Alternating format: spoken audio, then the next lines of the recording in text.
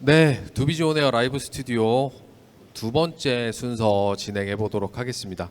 첫 번째 순서는 저희 미국 진출을 희망하는 기업들을 위해서 설명을 좀 드렸고, 두 번째 순서는 바로 미국 다음으로 가장 뜨거운 나라 중국에 진출을 원하시는 기업들, 어떤 식으로 중국 진출을 도와드릴 수 있는지에 대해서 좀 소개를 해드릴까 합니다. 오늘 저와 자리에 함께 해주신 분은 중국의 스타링크라는 기업의 박상민 대표님 그리고 김성진 이사님 두 분 자리하실 거고요. 첫 번째 순서는 박상민 대표님과 함께 하도록 하겠습니다. 대표님 인사 한번 부탁드리겠습니다. 네, 안녕하세요. 상하이에서 온 박상민이라고 합니다. 오늘 제가 차이나 인더스트리 2026이라는 제목을 가지고 말씀을 드리게 됐는데요.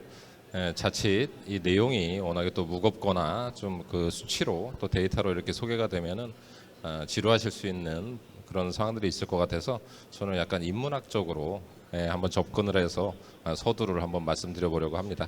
네, 알겠습니다. 그러면 박상민 대표님이 준비해 주신 내용 한번 들어보도록 하겠습니다. 1453년부터 이야기를 좀 해볼까 합니다. 이때 이제 동로마 제국이 멸망하던 시기인데요. 이 유럽은 소위 춘추 전국 시대에 돌입을 하게 됩니다. 서유럽은 이 시기에 영국과 프랑스가 서편을, 그다음에 동유럽 쪽은 이제 오스만 투르크 제국이 영향권을 행사하는 그런 지역의 시기가 되는데요. 이 시기가 약 200년 정도가 소요가 되고요.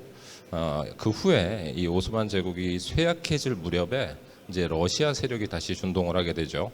우리가 알고 있는 이제 표트르 대제라고 하는 러시아 제국의 그 위인이 발생을 하게 되는데요. 이때 이제 서구화 정책을 펼칩니다. 이제 러시아 사람들은 우리가 백인인데 왜 여기 아시아 위에서 이렇게 있어야 되느냐? 우리도 유럽으로 진출을 하자라는 이런 주의가 발생을 하게 되고, 이 시기부터 러시아 제국의 유럽 본토를 향한 서진과 남진이 시작이 되게 됩니다.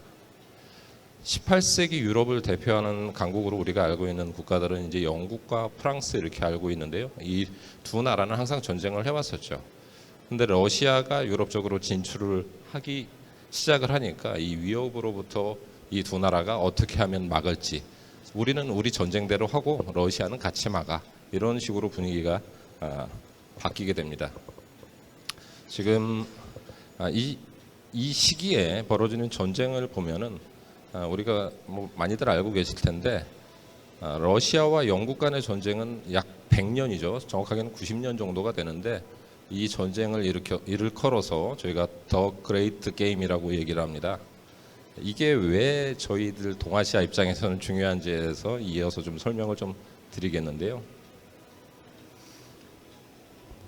지금 저희가 러시아와 우크라이나 전쟁을 지금 몇 년째 목도를 하고 있는데, 사실은 이 더 그레이트 게임 안에서 발생했던 전쟁 중에 하나가 이제 크림 전쟁이라는 부분이 있습니다. 그래서 흑해에 해당하는 이제 반도에 해당하는 건데, 여기가 이제 러시아 영토죠. 러시아 입장에서는 사실은 이 지역이 우리가 서진을 해서 얻어낸 지역인데, 이 부분을 다시 유럽 쪽에 뺏기는 상황이 이제 우려가 되는 것 때문에 사실은 현재까지도 전쟁이 이어지고 있다, 이렇게 이해를 해주시면 좋을 것 같고요.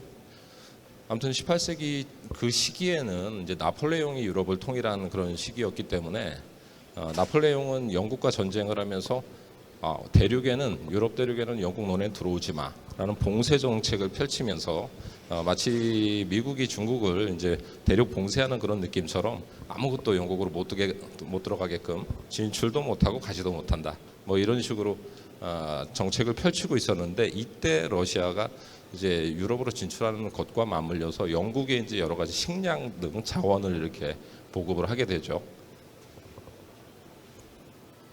그러면서 사실은 또 어찌 보면은 프랑스와 영국 간의 전쟁 같지만 또 러시아가 영국을 도와주는데, 또 러시아는 이제 서진과 남진을 하면서 이제 아프가니스탄까지 내려옵니다. 그 아프가니스탄을 내려오는 거는 또 영국이 또 방어를 해야 되는 입장이었거든요. 왜 그러냐? 밑에가 바로 인도가 있거든요. 그 당시에 이제 영국 입장에서는 인도라고 하는 지역이 식민지로서 굉장히 큰 어떤 그 득이 되고 있는 지역인데, 러시아가 그 밑에까지 내려오게 되면 우리 쪽은 굉장히 어려운 상황이 된다.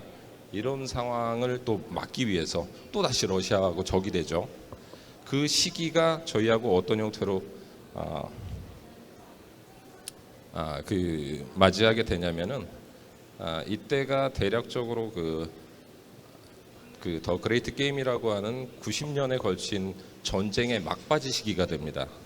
그 당시에 이제 저희 한국 쪽, 한반도 쪽은 러일 전쟁이 발생하는, 그 앞에는 이제 청일 전쟁이 있었는데 청일 전쟁에서는 일본이 승리를 하고, 그다음에 러일 전쟁이 발생을 했을 때 영국 쪽 입장에서는 아프가니스탄을 방어하는 부분들도 있었지만은 러시아가 만약에 한반도까지 내려와서 얼지 않는 항구 부동항을 확보를 하게 되면은 안 된다라는 전략을 갖고 있었기 때문에 이거를 막기 위해서 영국은 일본을 돕습니다. 그러면서 그 당시에 이제 해군력이 영국도 강했지만은 러시아도 이제 발틱 함대라고 하는 굉장히 큰 함대를 갖고 있었고, 그 발틱 함대가 사실은 우리가 안중근 의사로 알고 있는 여순 감옥 알고 계시죠? 거기 항에 이제 발틱 함대를 보내게 되는데, 러일 전쟁을 지원하기 위해서 그것을 이제 영국이 어떤 식으로 막아내냐면 수에즈 운하를 통과하지 못하게끔 거기를 막아섭니다. 그러므로 인해서 발틱 함대는 아프리카 대륙을 돌아서 여순항까지 돌아오는데 8개월의 시간이 걸리죠. 그리고 그 사이에 영국은 일본의 러시아 함대에 대한 군사 정보와 그다음에 그 함대 지원을 하게 됩니다. 여기 또 약간의 비화가 있는 게 우리가 세계 금융 시장을 제패하고 지배하고 있다고 알고 있는 로스차일드 가문이 일본의 해군 함대를 살 수 있는 자금 지원을 합니다. 우리는 어떻게 얘기하면 좋을까요? 러시아 제국에 사실은 유태인의 비중이 상당히 많은데 러시아 제국에서는 황제가 유태인들을 굉장히 박해하는 그런 정책을 펼쳤거든요. 그래서 러시아에 대한 어떤 미운 감정이 있었기 때문에 이런 부분들로 인해서 일본의 함대를 살 수 있는 자금을 지원을 하는 부분, 그다음에 영국이 정부 측면에서 러시아를 막기 위해서 수에즈 운하를 막아섬으로 인해서 일본 군대가 러시아를 방어할 수 있게끔 정보와 군사력을 제공한 부분, 이런 것들로 인해서 사실은 러일 전쟁에서 러시아가 15만의 병사를 파견을 하고도 지게 되죠.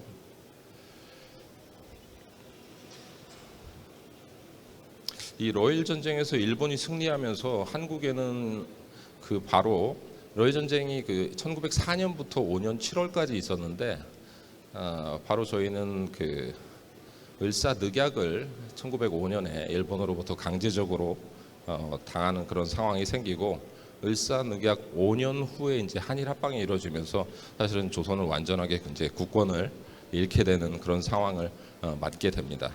우리가 그냥 흔히 조선이 힘이 없어서 나라를 뺏겼다 이렇게 알고 계신 분들 혹은 그렇게 주장하시는 분들이 계시는데, 사실은 국제 정세하고 굉장히 관계가 있다. 또 지정학적인 문제가 분명히 있다. 그 당시에 영국과 러시아 혹은 영국과 프랑스, 유럽의 이제 패권 국가들과 아시아의 이제 점령 이런 부분들의 여러 가지 관계들이 있었기 때문에 그걸로 인해서 사실은 조선이 국권을 잃은 부분이지, 우리가 그냥 힘이 없었기 때문에 뺏겼다 이렇게 표현하는 건 좀 다른 부분일 수 있을 것 같아서요. 그런 부분을 잠깐 말씀을 드렸고, 저희가 19세기 말에 1876년에는 일본과 처음으로 이제 통상 조약을 맺게 되는데, 이걸 우리는 이제 역사 시간에 배웠던 건 강화도 조약이다 이렇게 얘기를 하고 있죠. 그리고 이어서 러시아, 그다음에 미국 이렇게 통상 조약을 맺게 되고요.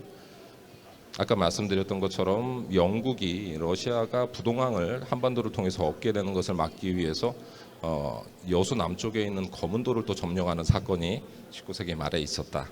이런 부분들이 결국에는 서구 열강들의 아시아 침략 정책과 지정학적인 문제들을 다 포함을 하고 있다라는 문제로 말씀을 좀 드리고요.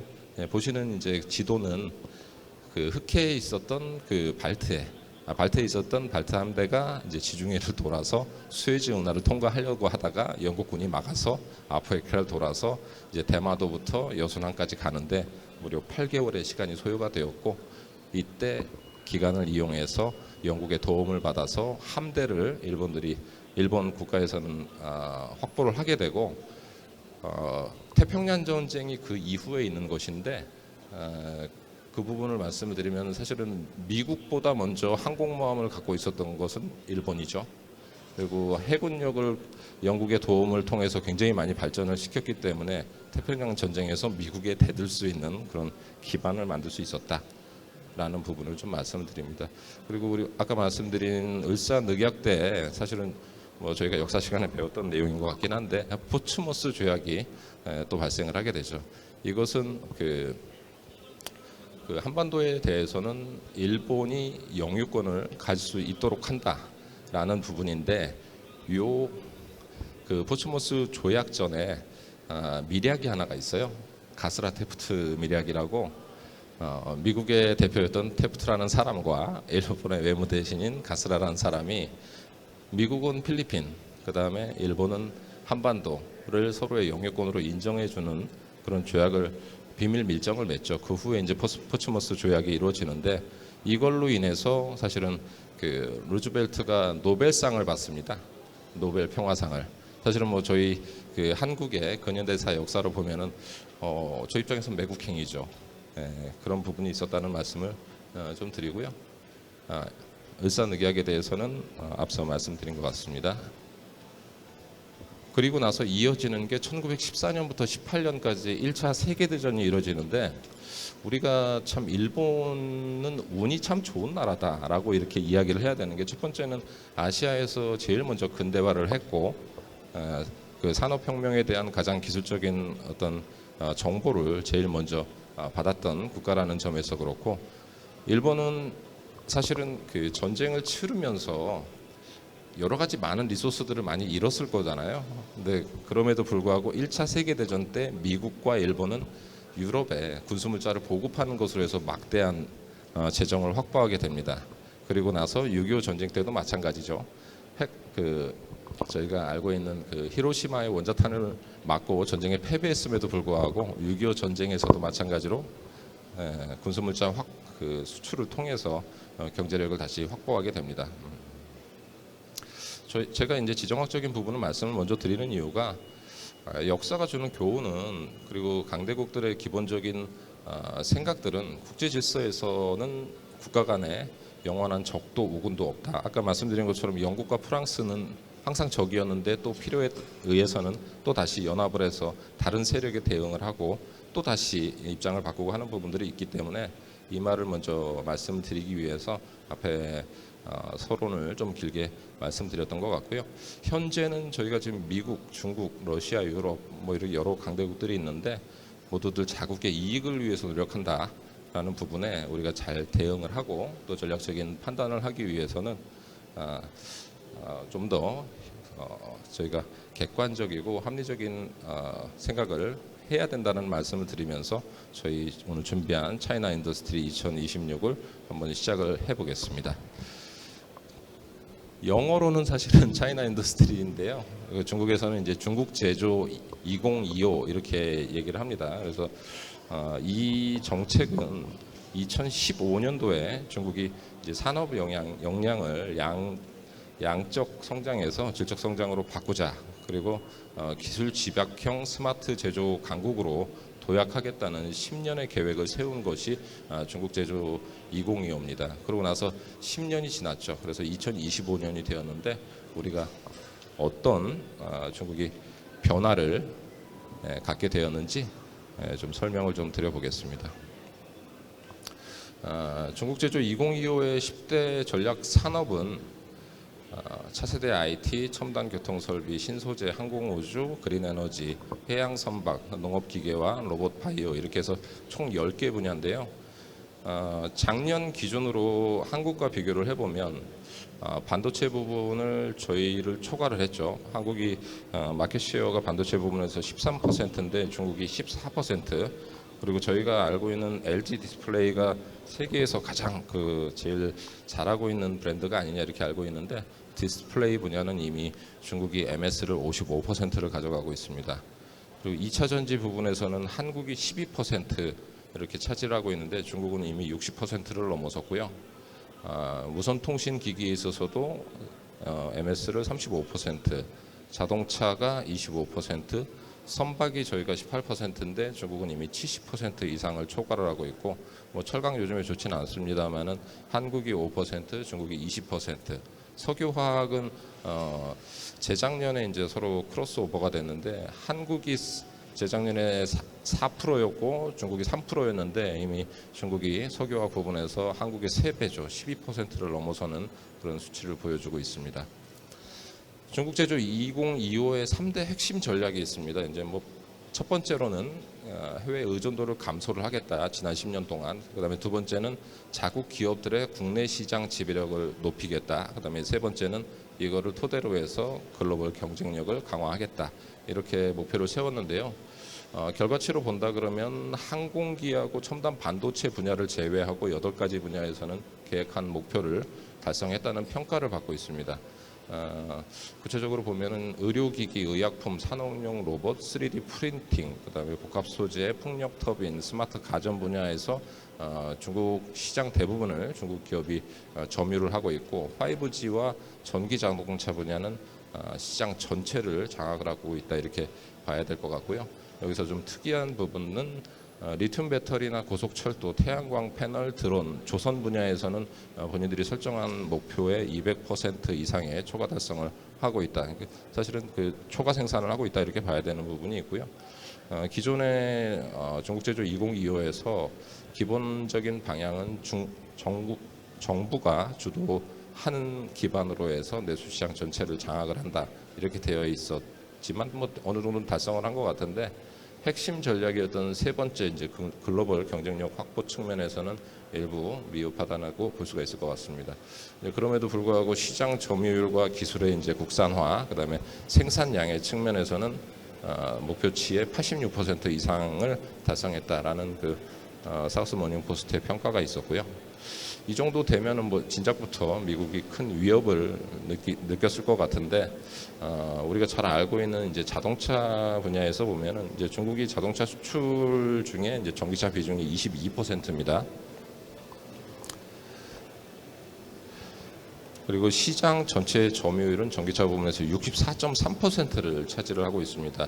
여기 이제 배경이 될 수 있는 부분은 이제 배터리 생산인데 저희가 알고 있는 이제 CATL 그다음에 BYD 이런 기반 시설과 이제 서플라이 체인이 다 갖춰진 그런 부분들이 성장에 큰 도움이 되었다 이렇게 판단하면 좋을 것 같고요.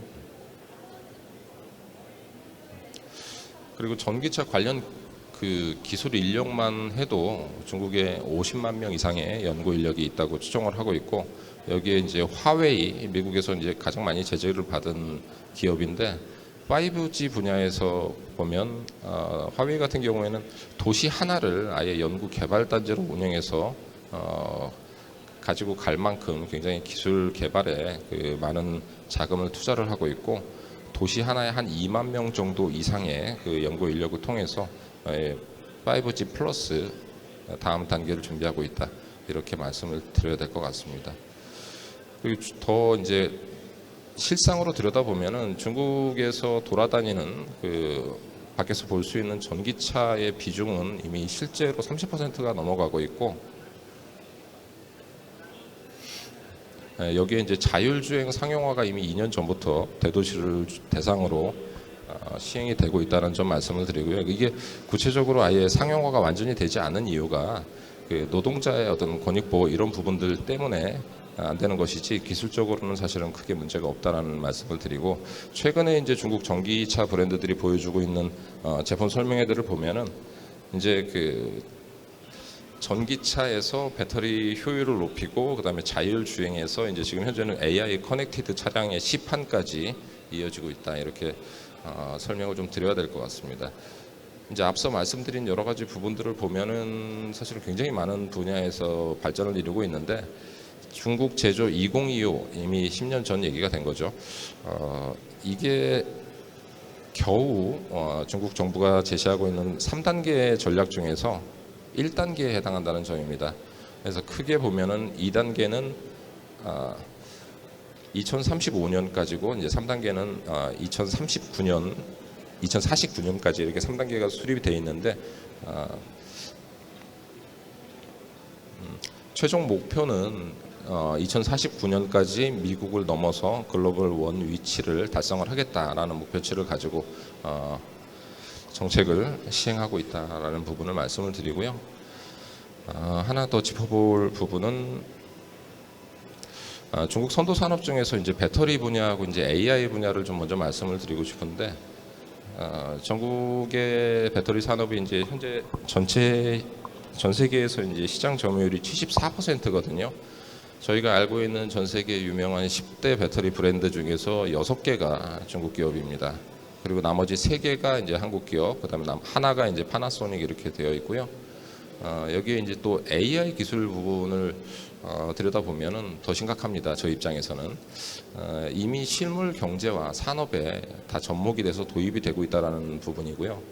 중국의 AI 산업 규모가 2025년 기준으로 한 46조 원 정도 수준으로 매년 30% 이상 성장을 하고 있고, 산업 전반에 걸쳐서 대부분이 이제 사용하는 쪽으로, 그러니까 그 연초에 딥시크에 대해서도 뭐 뉴스로 보셨을 테고, 또 거기에 이제 거대 언어 브랜드 이제 매너스라는 이제 AI 브랜드도 등장을 했지만, 저희가 중국 시장을 들여다볼 때 이제 좀 무섭다라고 하는 부분은 산업 전반에 걸쳐서 필요한 응용 AI가 굉장히 많이 지금 이 순간에도 엄청나게 쏟아지고 있다라는 부분을 좀 말씀을 드려야 될 것 같습니다.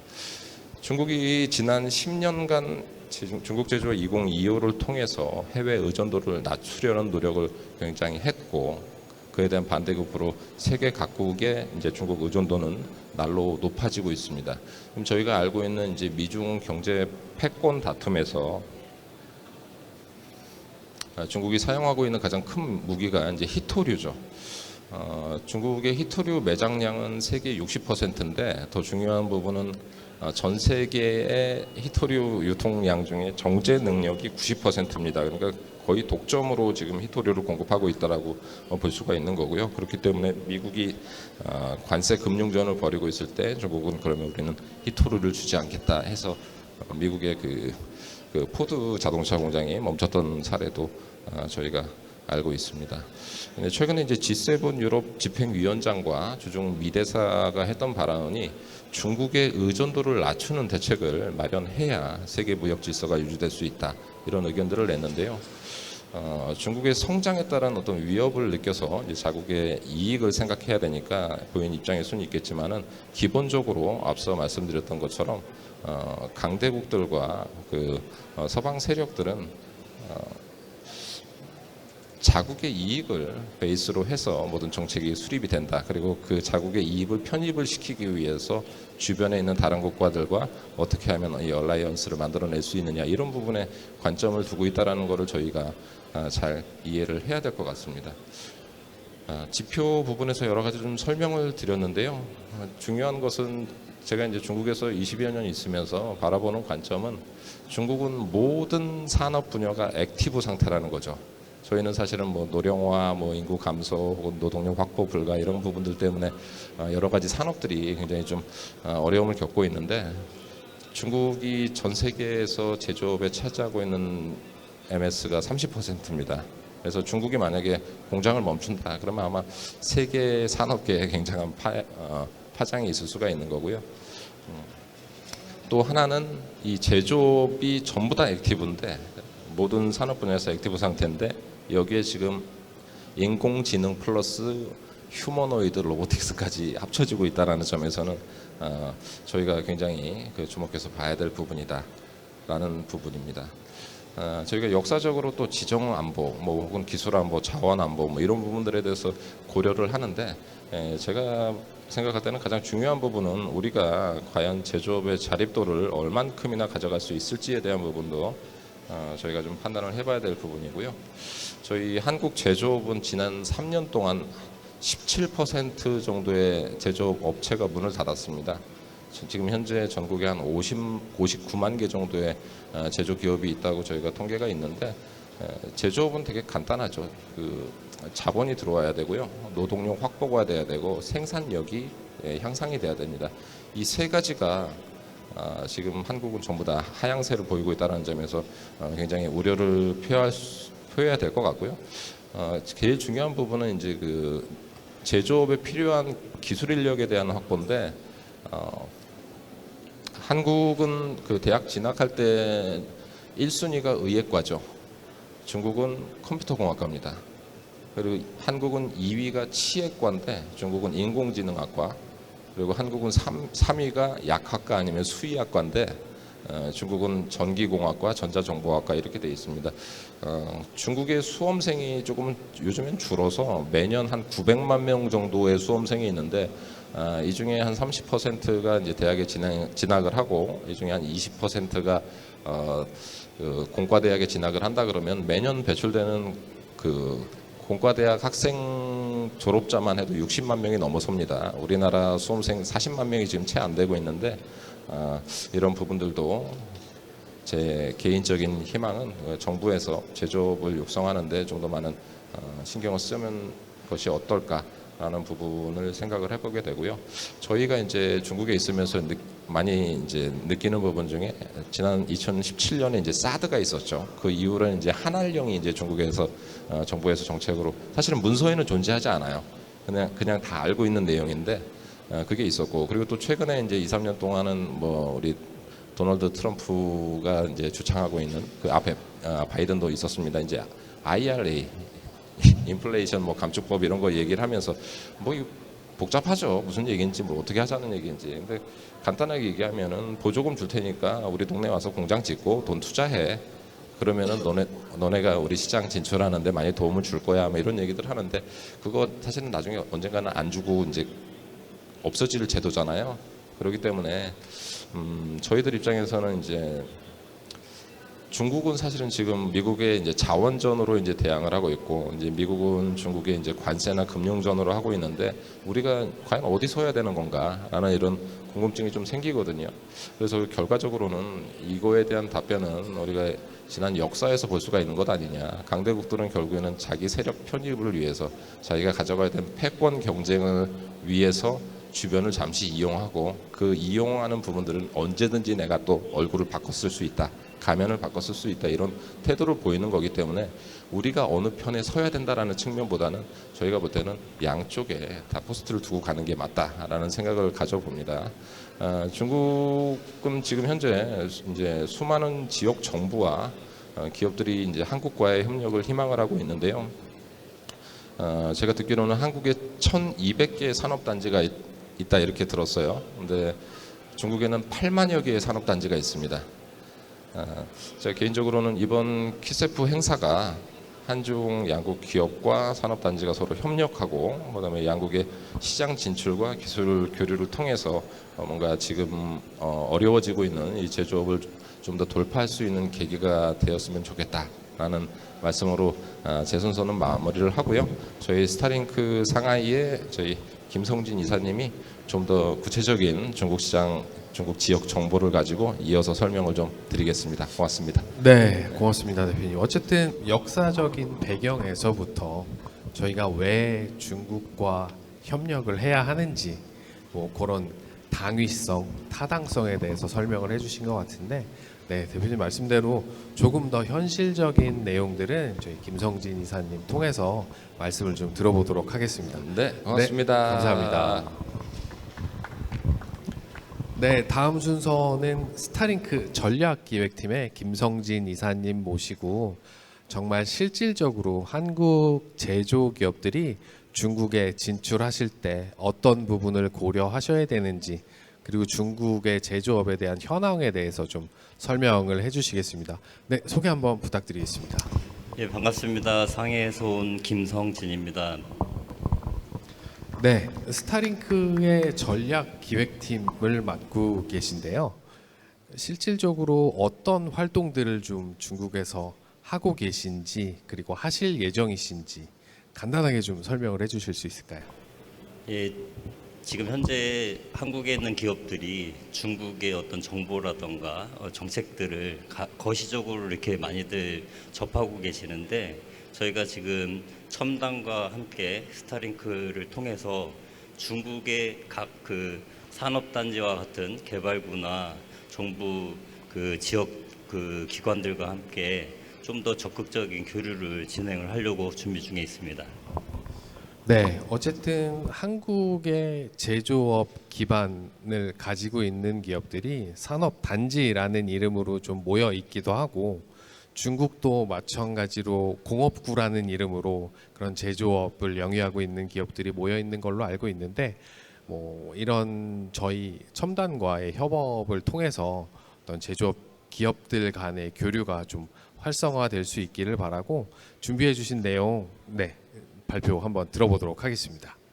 우선 제가 준비한 거는 예전부터 한국 기업들이 중국 시장 진출을 많이들 준비를 하시고 진출을 하셨는데 지금 현 시점은 이전에 진출했던 전략이랑 좀 다르게 진출을 해야 되지 않을까라는 취지에서 좀 준비를 해봤습니다.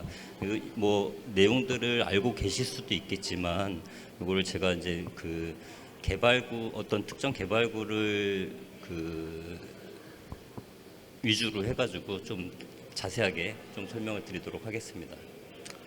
우선은 앞에서 박상면 대표님이 이야기해 주셨지만 알고 계시겠지만 중국 같은 경우는 중국 제조 2025 그다음에 중국 표준 2035를 통해 가지고 지금 현재 제조의 어떤 기반들은 많이 그 기반을 다진 상태고 중국 표준 2035를 통해서 8대 신산업, 그다음에 9대 미래 산업을 준비 중에 있습니다. 그래서 현재 중국 시장의 환경을 좀 이해를 해야 될 것 같고요. 그리고 뭐 저희 한국에 있는 산업 단지들도 마찬가지겠지만 중국도 국가급 개발구에 여러 가지 어떤 정책이라던가 그 산업들이 포진이 돼 있는데 이런 내용들을 알고 저희 기업들이 어떻게 진출을 하면 좋을지를 좀 말씀을 드리겠습니다. 그리고 진출을 할 때는 이전에는 저희 한국 기업들이 어떤 기술력이 좀 더 앞서고 좀 더 잘하는 부분들이 있었다 하면 이제는 이제 중국에 잘하는 파트너들과 그다음에 그 정부 그 정책들을 잘 이용을 해서 진출을 하는 게 필요할 것 같고요. 그러려고 한다고 하면 어떤 단계를 통해서 진행을 해야 되는지 그거에 대해서 간략하게 말씀을 드리도록 하겠습니다. 그래서 우선은 중국 제조 2025를 통해 가지고 기반 어떤 중국 제조를 갖춰놨다고 하면 향후 10년 이제 중국 표준 2035를 통해 가지고 지금 추진을 하려고 하는 8대 신산업, 예를 들어 이제 지금 차세대 정보기술, 신재생에너지, 신소재 고부가가치 장비, 신에너지 차량 이런 8대 신산업들을 지금 적극적으로 정부에서 지원을 하고 있고요.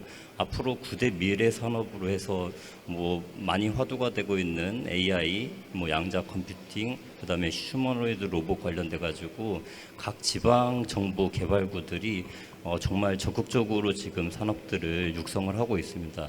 이럴 때 저희 한국 기업들이 어떻게 진출을 하면 좋을지를 한번 같이 고민을 해봐야 될 것 같습니다. 그래서 지금 중국 제조 2025를 통해 가지고 저희가 앞서 나가던 기술들을 정말 거의 뛰어넘은 산업들도 있고 아니면 비슷한 부분들도 있지만 지금 중국 내에서 중국 제조를 통해 가지고 전기차, 배터리, 드론, 고속철 같은 이런 신제조 관련된 기술들이 상당히 발전을 해 왔습니다. 그리고 앞으로도 더 발전을 할 건데 그러면 저희 한국 제조 기업들은 어떤 식으로 진출을 같이 해야 될지도 좀 고민을 해야 될 것 같고요. 이 중에 8대 신산업, 9대 미래 산업의 이런 내용들을 가지고 중국 같은 경우는 이제 많이들 들어보셨겠지만 장삼각주, 그다음에 주삼각주, 찡진제라는 지역별로 해서 산업 클러스터를 조성을 해놨습니다. 그리고 이거를 통해 가지고 중국 정부 또는 산학 협력으로 해서 R&D 센터들을 많이 포진을 하고 있습니다. 그래서 이제 주요 산업으로 한 3가지 정도로 나눌 수 있는데 제조 쪽으로 본다면 디지털 기술과 인프라 관련된 부분, 첨단 제도 신소재 관련된 거, 그다음에 에너지 친환경 기술 관련된 건데 여하튼 주요 산업들은 이렇게 쭉 있지만 이 중에 디지털 기술 관련돼서는 뭐 생성형 인공지능 또는 양자 데이터 관련된 부분들이 있는데 저희가 많이들 들어보셨겠지만 지금 현재 AI 가지고 딥시크라던가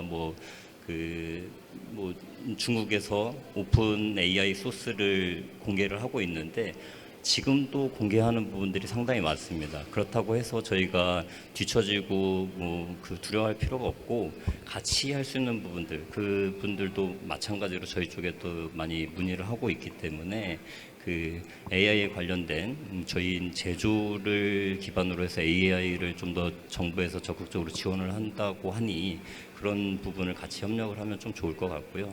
제조 관련된 거는 아무래도 저희 제조 기업들이 정밀 기계 그다음에 소재 관련된 어떤 기술들은 아직도 중국보다는 앞서 있는 것 같습니다. 그래서 중국 내에서도 선두 기업들이 있겠지만 아직도 어떤 중견 기업들은 이런 그 정밀 기계나 신소재, 정밀 로봇 같은 제어 시스템들을 같이 협업을 하고 싶어하는 그 기업들이 많이 있습니다. 그리고 친환경 관련돼서는 그 중국은 어떻게 보면 배터리, 전기 관련된 것들은 정말 많이 발전을 했지만 수소 연료 전지라든가 탄소 중립 기술들은 아직도 좀 부족한 부분들이 있고 이를 통해서 한국 기업들과 같이 한번 그 협력하는 기회를 가질 수 있을 것 같다라고 생각을 합니다. 그래서 지금 현재 뭐 중국의 주요 경제권을 말씀드리는 한 세 가지 지역으로 나눠져 있는데 뭐 규모는 646조 원으로 뭐 2024년도에 R&D 투자를 했고 그다음에 AI 투자는 52억 정도로 이제 규모를 가지고 있는데 저희가 이제 이 클러스터를 말씀을 드리는 게 이전에는 중국의 각 지역에서 여러 제조 또는 이런 산업들이 그 포진이 돼 있다고 하면 지금은 이런 클러스터를 조성을 해가지고 잘 하는 기업들을 모아놓고 거기에 좀 더 시너지를 내는 이런 그 클러스터를 조성을 하고 있기 때문에 저희가 중국을 진출할 때 어느 지역에 어떤 산업군들이 포진을 하고 있고 그러면 어떻게 진출을 해야 되는지를 좀 많이 그 저희가 시장 조사도 하고 현황을 알아야 될 것 같습니다. 그래서 그 저희가 지금 주로 저희는 지금 상해 쪽에 있지만 아까 말씀드린 대로 세 개 지역의 클러스터를 보면 남쪽에는 심천, 광주, 중경 이쪽으로 해가지고 이제 제조업들이 좀 포진이 돼 있고요. 그 다음에 이제 상해를 중심으로 해서 장상각 쪽에 소주, 상해, 영파, 무속 쪽으로 해가지고 있는데 이 지역들마다의 어떤 산업군이라든가 정책들이 다르기 때문에 이거를 좀 많이 이해를 하고 진행을 하셔야 될 것 같다라고 말씀을 드립니다. 그래서 지금 강소성 지역만 이렇게 좀 보면은 지금 지도상으로 잘 보이시는지 모르겠지만 소주, 무석, 뭐 예를 들어 소주 같은 경우는 예전에 삼성전자가 진출을 했었고 무석 같은 경우는 지금 SK 하이닉스가 나가 있고 남통 같은 경우는 SK 화학 쪽, 그 다음에 염성은 현대 기아 자동차가 나가 있는 형태고 연ung 같은 경우는 이제 포스코라든가 제조업들이 많이 나가 있습니다. 근데 한국 기업들이 중국에서 제조를 하다 보면서 좀 많이 그 어려움을 느끼고 그 중국에서 많이 나오시긴 했지만 아직도 새로운 기업들이 중국에 진출을 하고 있습니다. 주로는 이제 그 이전에는 어떤 제조 쪽으로 많이 진출을 했다고 하면 아무래도 한국에서 좀 더 핵심 역량을 가지고 있는 어떤 산업군들로 얘기를 한다고 하면 의료 바이오 관련된 어떤 기업들이 많이 진출을 하고 있습니다. 그래서 여기 그 장강이라는 도시에 한국의 아이센스라는 기업이 올해 대규모 투자를 해가지고 진출을 하고 있고 이런 어떤 그 국가급 경제개발구에서는 지원 정책으로 여러 가지 특혜들을 좀 나눠주고 있습니다. 그래서 뭐 오늘 이 자리에서 그 국가급 개발구가 한 233개 정도의 국가급 경제기술 개발구가 있는데 이 모든 어떤 개발구를 설명을 해드리기는 좀 어려울 것 같지만 장강을 기준으로 좀 말씀을 드리면 장강에는 예를 들어서 그 이전부터 좀 금융이라든가 세제 인센티브 제도를 많이 좀 지원을 해줬다 하면 지금은 어떻게 보면 그 좀 더 그 협력할 수 있는 기업들과 매칭을 해주고 그 다음에 투자 금액에 대한 보조, 그 다음에 세금 감면 혜택, 그리고 이제 어떤 그 R&D 지원에 있어서의 인력도 지원을 해주는 이런 지금 그 정책들을 통해서 외국계 기업들 그리고 한국 기업들을 많이 유치를 하고 있습니다. 지금 현재 한국 기업들이 진출을 했을 때 제조를 통해서만 어떻게 보면은 그 기업의 이익을 그 창출하는 것보다는 중국에 있는 그 같은 업종의 산업군에 있는 중국 기업들과 협력을 통해 가지고 진행을 하면 조금 더 시너지가 있지 않을까 생각을 하고 있습니다.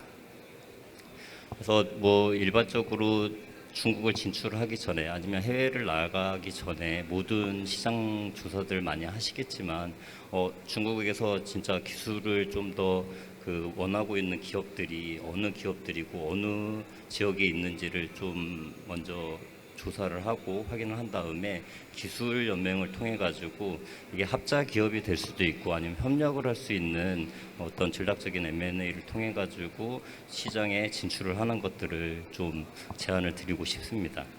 그래서 이런 것들을 진행을 하려고 하다 보면 아무래도 중국의 각 지역 또는 업종별로 그 현재 시점에 어떤 정보들을 빨리 접근을 해야 되는데 대기업 같은 경우는 너무나도 잘 준비를 하고 진행을 하고 있지만 중소기업 같은 경우는 좀 이런 부분들이 많이 부족한 것 같습니다. 그래서 이제 코트라나 무역협회 같은 어떤 정부기관에서도 많은 도움을 주지만 저희가 그 첨단이라는 협업하는 지금 파트너로 같이 진행을 하게 된 이유는 지금 첨단 같은 경우는 한 40년의 기간을 통해 가지고 이 산업 미디어 플랫폼을 지금 진행을 하고 있습니다. 그래서 그 온라인상으로 지금 컨텐츠를 한 14년 정도 그 축적을 해 오셨고 그다음에 한 13만 온라인 구독자가 있습니다.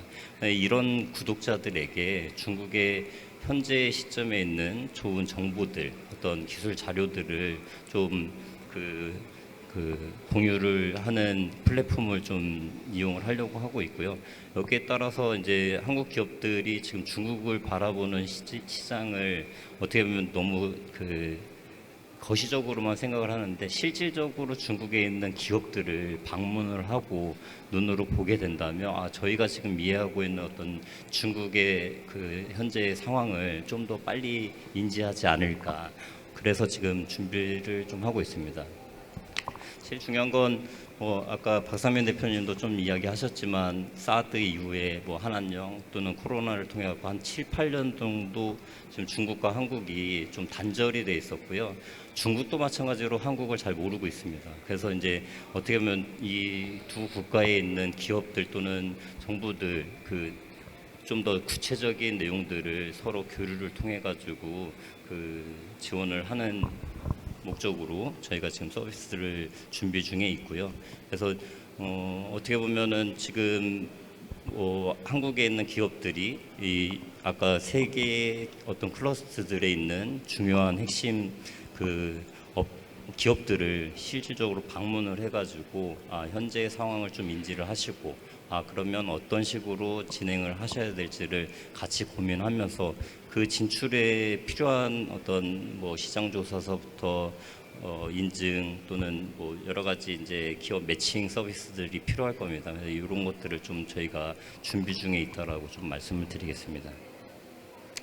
그래서 주요 서비스는 말씀드린 대로 중국 산업에 대한 어떤 콘텐츠를 정보 제공을 통해 가지고 시장을 좀 더 정확하게 파악을 하고 그 다음에 진출을 하려고 한다 그러면은 어떤 필요한 정책이라던가 인증 컨설팅을 좀 받으시면 좋을 것 같고요. 진출을 할 때도 오전에도 지금 뭐 중국 쪽에서 연락이 왔는데 한국 기업 중에 좀 도료 관련된 핵심 기술을 갖고 있는 기업이 있는지를 연락이 오고 있습니다. 그러면 저희가 지금 첨단을 통해서 산업단지에 있는 기업들과 매칭을 할 수 있는 어떤 그런 기회들을 좀 제공을 하려고 하고 있고요. 마찬가지 오늘 전시회처럼 중국에서도 여러 지역에서 크게 작게 전시회들을 많이 하고 있는데 이런 전시회에 참가할 때도 저희가 첨단과 함께 진행을 하려고 하고 있으니 많은 관심 부탁드리고요. 제가 오늘 준비한 거는 좀 너무 거시적이긴 하지만 조금 더 궁금하거나 자세하게 알고 싶다 하시면 저희 첨단을 통해서 연락을 주시면 중국 진출에 많은 도움이 될 수 있도록 준비를 하도록 하겠습니다. 예, 감사합니다. 네, 자세하게 설명해 주신 김성진 시장님 발표 잘 들었습니다. 어쨌든 저희 첨단이 스타링크와 함께 협업을 진행하면서 주 목적으로 하는 것은 한국 기업의 중국 진출, 그리고 반대로 중국의 좀 우수한 기술력을 가지고 있는 기업들이 한국 시장에 진출할 수 있는, 저희가 어떤 그런 교두보 같은 역할을 할 수 있도록 그 역할에 좀 충실을 하려고 하고, 거기에 더불어서 이제 저희 첨단과 스타링크의 협업으로 이제 중국 쪽의 산업 컨텐츠 허브로서의 역할을 저희가 좀 진행을 해보겠다라는 어떤 그런 포부로 저희 스타링크와 함께 협업을 진행하려고 하니까, 앞으로 중국 진출에 관심이 좀 있으신 기업 담당자분들께서는 저희 첨단을 통해서 문의 주시면 저희가 어쨌든 현지 진출하는 데 많은 도움을 드릴 수 있을 것 같습니다.